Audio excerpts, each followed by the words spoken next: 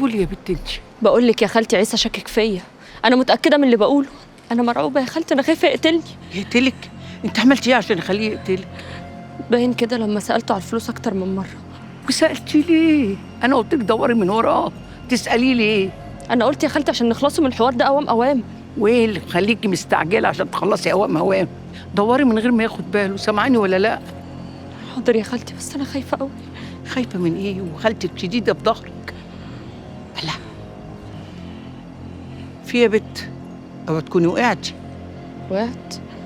وقعتي ايه؟ حبيتي؟ والله ما انا عارفه يا خالتي.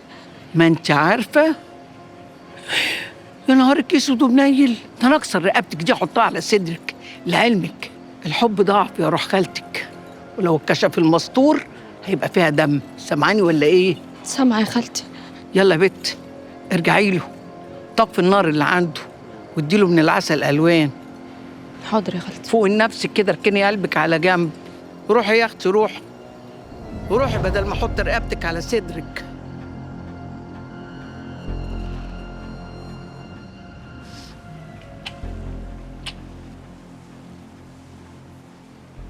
أكيد بحق العشرة اللي بينا.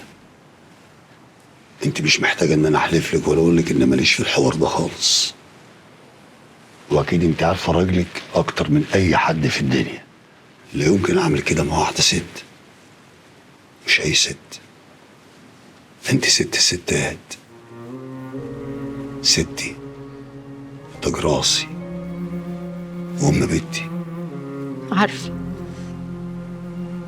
عارفة يا نصار، بس أخوك ضربني. حقك عليا. ماشي، هي يعني كانت أول مرة يضربني؟ ميبقاش قلبك اسود بقى. بس بيني وبينك كيفت.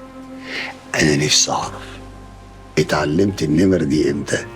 بتنصبها حنة؟ من عاشر الأم يا أخويا، خدت منك. شوف متجوزك بقالي كام سنة، لو ما لقطتش حاجة بقى حمار. أنا بقى خدت منك كل حاجة حلوة، وريتيني أجمل أيام شفتها في حياتي.